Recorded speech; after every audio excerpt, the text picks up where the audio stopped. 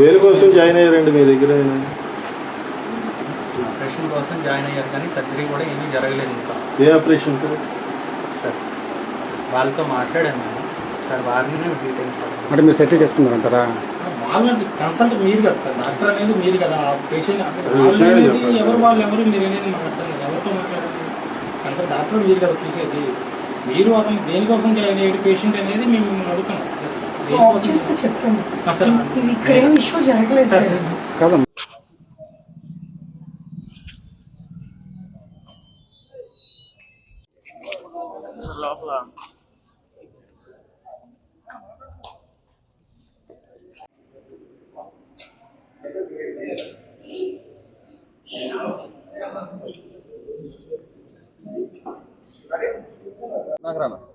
అంబేద్కర్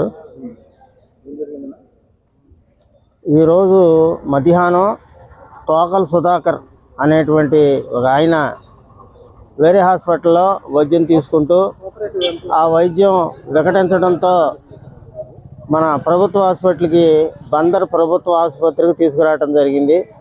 ఇక్కడ ఆయన చనిపోయాడు. చనిపోయిన తర్వాత పూర్తి నిర్లక్ష్యంగా ఇక్కడ హాస్పిటల్లో ఉన్నటువంటి పరిస్థితి చూస్తా ఉన్నాం. ఆ చనిపోయే ముందు కూడా అతనికి ఏమవుతుంది ఏంటి అని, లేదంటే ఉన్న బెటర్మెంట్ ట్రీట్మెంట్ కోసం బయటకు పంపించాల్సినటువంటి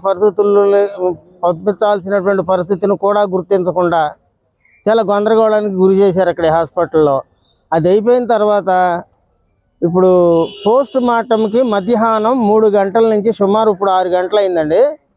మధ్యాహ్నం 2:30-3 గంటల నుంచి పోలీసు వారు ఇంక్వెస్ట్ రిపోర్ట్ తయారు చేసి వారు కూడా తిరుగుతూ ఉన్నారు. మాతో పాటు తిరుగుతూ హాస్పిటల్లో డాక్టర్స్ ఎవ్వరూ కూడా అందుబాటులో లేనటువంటి పరిస్థితి. ఈ డాక్టర్ని ఎవరినైతే పోస్ట్ మార్టం చేయడానికి ఒక డాక్టర్ని అలాట్ చేశారో ఆ డాక్టర్ ఎక్కడ అంతులేడు. ఫోన్ చేస్తే చివరికి ఆ ఫోన్లు కూడా స్విచ్ ఆఫ్ చేశారు. మరి ఆర్ఎంఓ గారికి ఎవరికి చెప్పినా కూడా ఫలితం లేదు. జస్ట్ పోస్ట్ మార్టం బ్రతికించడం అనేది పక్కన పెడితే, బ్రతికించిన చనిపోయినటువంటి వాళ్ళని త్వరగా పంపించడంలో కూడా హాస్పిటల్ ఘోరంగా విఫలమవుతూ ఉంది. ఎవరు పట్టించుకునేటువంటి పరిస్థితి లేదు. ఎవరు కూడా ఆన్సరింగ్ సమాధానం ఇచ్చేటువంటి పరిస్థితి అయితే ఇక్కడ కనిపించలేదు. మధ్యాహ్నం నుంచి తిరుగుతూనే ఉన్నాం, ఇప్పటికి కూడా మరి పోస్ట్ మార్టం కాలేదు. థామస్ నోబుల్ అండి. ఈ రోజున మచిలీపట్నం సర్వజన ఆసుపత్రిలో తోకల్ సుధాకర్ గారు అనే ఒక పిఐసిఎస్ ఎంప్లాయీ ఆయన చనిపోయి ఆయన బాడీని తీసుకొచ్చారు. చనిపోయారని అనౌన్స్ చేయటం డాక్టర్స్ జరిగింది. అనంతరం పోస్ట్ మార్టంకి సంబంధించి ఆ లోపల బాడీని అక్కడ పెట్టి ఇక్కడ అవుట్ పోస్ట్లో వీళ్ళు ఇంక్వెస్ట్ అంతా కూడా రెడీ చేసి పంచనామా మొత్తం పూర్తి చేసి 2:30 నుంచి మధ్యాహ్నం 2:30 నుంచి ఇక్కడ ఎవరైతే డ్యూటీ డాక్టర్స్ ఉంటారో ఆ డ్యూటీ డాక్టర్స్కి అలాగే ఆర్ఎంఓకి సూపరింటెండెంట్కి అందరికీ కూడా ఇంటిమేషన్ ఇచ్చి ఇలాగ బాడీ ఒకటి ఉంది పిఎం చేయాలని చెప్పి కన్సర్న్ ఎవరైతే ఉన్నారో ఫోరెన్సిక్ డాక్టరు ఆయన వచ్చి పిఎం చేయాలని వీళ్ళందరూ కూడా మెసేజ్ పాస్ చేశారు. అయితే ఎంత ఘోరం అంటే ఒక ప్రభుత్వ ఉద్యోగి ఒక పోలీసు ఇంక్వెస్ట్ రిపోర్ట్ తీసుకొని వచ్చి ఇన్ఛార్జ్ ఎస్హెచ్ఓ ఆ గుమ్మం దగ్గర నుంచుని ఉంటే డ్యూటీ డాక్టర్ దగ్గర స్కూల్ పిల్లలు నుంచోబెట్టి కనీసం ఆయన దగ్గర నుంచి ఆ ఇంక్వెస్ట్ కాగితాలు తీసుకోకుండా స్పందించకుండా ఎవరు కన్సర్న్ డాక్టరు ఎవరు వస్తారు ఎవరు వచ్చి చేయాలి పిఎం అనేది లేకుండా ఇవాళ ఆదివారం ఇవాళ ఎవరు ఉండరు. ఆదివారం ఎవరు ఉండరు అంటే గవర్నమెంట్ హాస్పిటల్లో దేనికి? ఆదివారం కూడా గవర్నమెంట్ హాస్పిటల్స్కి సెలవు ఇచ్చేయచ్చుగా. మిగిలిన బ్యాంకులకి వాటికి సెలవు ఇచ్చినట్టుగా గవర్నమెంట్ హాస్పిటల్స్ కూడా సెలవు ఇచ్చేస్తే ఇక ఆదివారం వైద్యం మానేసేసి పోయేవాళ్ళు పోతారు, దేశ జనాభా కూడా తగ్గిపోతుంది కదా. ఎంత నిస్సిగ్గుగా ఒక పవిత్రమైన డాక్టర్ వృత్తిలో ఉంటూ కనీసం ఇప్పుడు ఇంతకుముందు చెప్పినట్టుగా రోగులను బతికించలేకపోయారు. కనీసం చచ్చిపోయిన రోగులు కూడా ఒక మర్యాద పూర్వకంగా కూడా దాన్ని మనం ఆ రిచువల్స్ మేము కండక్ట్ చేసుకునే పరిస్థితి లేకుండా చేస్తున్నారు. ఎంత దుర్మార్గం అంటే ఏమంటే కనీసం నైతిక విలువలు కూడా మర్చిపోయే డాక్టర్లు, కనీస మానవత్వం కూడా మర్చిపోయి ఈ రోజున ఎంత నిస్సిగ్గుగా ప్రవర్తిస్తూ ఉన్నారు.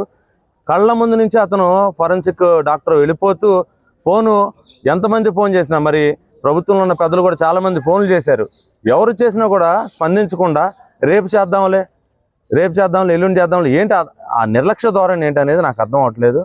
ఎంత దీనమైన అవస్థకు మచిలీపట్నం గవర్నమెంట్ హాస్పిటల్ చేరుకుందో చెప్పలేము. అసలు ఇక్కడ బాధ్యత లేదు, ఒక్కడికి బాధ్యత ఉండదు, పేషెంట్స్కి సరైన వైద్య సౌకర్యం లేదు. ఆ అరుగుల మీద కూడా పడుకోబెట్టి బయట పడుకోబెట్టి వైద్యాలు చేస్తున్న పరిస్థితులు చూస్తూ ఉన్నాం. కనీసం బెడ్లు కూడా కరువైపోయిన పరిస్థితి. ఇంత నీచమైన పరిస్థితిలో మరి జీతాలు తీసుకుంటున్నారు డాక్టర్లు. సిగ్గు అనిపించట్లేదా? నాకు అర్థం అవ్వట్లేదు.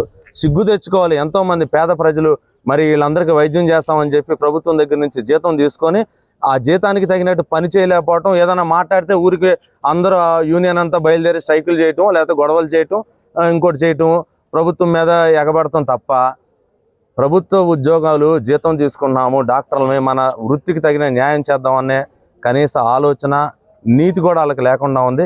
చాలా సిగ్గుచేటు, చాలా బాధాకరం. ఇప్పుడు 6 దాటిపోతుంది టైము. 3:15 నుంచి నేను ప్రత్యక్ష సాక్షిగా 3:15 నుంచి ఈ గవర్నమెంట్ హాస్పిటల్ సీసీ ఫుటేజ్ అంతా చెక్ చేసుకున్నా కూడా అలాగే ఉండాలి. 2:30 నుంచి హెడ్ కానిస్టేబుల్స్ ఇన్క్వెస్ట్ రిపోర్ట్ తీసుకొని అదే రూమ్స్ దగ్గర డ్యూటీ డాక్టర్స్ దగ్గర, ఆర్ఎంఓ ఛాంబర్ దగ్గర, ఎఫ్ఎస్ఎల్ రూమ్ దగ్గరికి, అదే ఫోరెన్సిక్ డిపార్ట్మెంట్ దగ్గరికి వెళ్తే ఆ డిపార్ట్మెంట్కి లాక్ చేసింది. మిట్ట మధ్యాహ్నం లాక్ చేసింది. ఏం చెప్పాలి? ఆదివారం సెలవు. తోటిగాడికి ఫోన్ చేశా, అన్న నేను విజయవాడలో ఉన్నానని చెప్తున్నాడు. ఆ తోటి నాగరాజనేత్రం డ్యూటీ ఎక్కడైతే మచిలీపట్నంలో డ్యూటీ చేస్తా, విజయవాడలో కాపురం ఉంటుంది. విజయవాడలో నుంచి ఆదివారం పూట డ్యూటీ ఉన్న టైంలో కూడా ఆడిక్కడ ప్రజెంట్గా ఉండలేకపోవటం అనేది నిజంగా చాలా బాధాకరమైన విషయం. దయనీయ పరిస్థితిలో ఉన్నది ఇక్కడ. ఎట్టి పరిస్థితుల్లో కూడా ఈ యొక్క విషయంలో న్యాయం జరిగే వరకు మేము పోరాడతామని తెలియజేస్తున్నాం.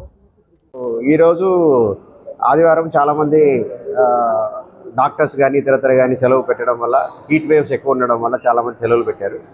అందులో భాగంగా కమ్యూనికేషన్ ప్రాబ్లమ్స్, కొన్ని ఫోన్ సిగ్నల్స్ కలగకపోవడం వల్ల ఈ యొక్క డిలే జరిగింది.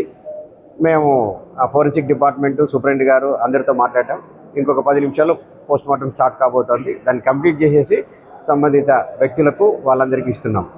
ఈ యొక్క డిలేకి మేము చింతిస్తున్నాం. ఇంకొకసారి ఇది మరీ రిపీట్ కాకోకుండా మా ఆసుపత్రి తరపున, పర్యవేక్షణాధికారుల తరపున మేము ప్రతి ఒక్కరికి మాతో సహకరించేసి రేపు నెక్స్ట్ జీవితంలో ఫ్యూచర్లో ఎప్పుడు కూడా రిపీట్ కాకుండా చూసుకుంటున్నామని చెప్పేసి ప్రతి ఒక్కరికి మనం చేస్తున్నాం. Thank you. నా పేరు డాక్టర్ జి భానుమూర్తి అండి. ప్రభుత్వ వైద్య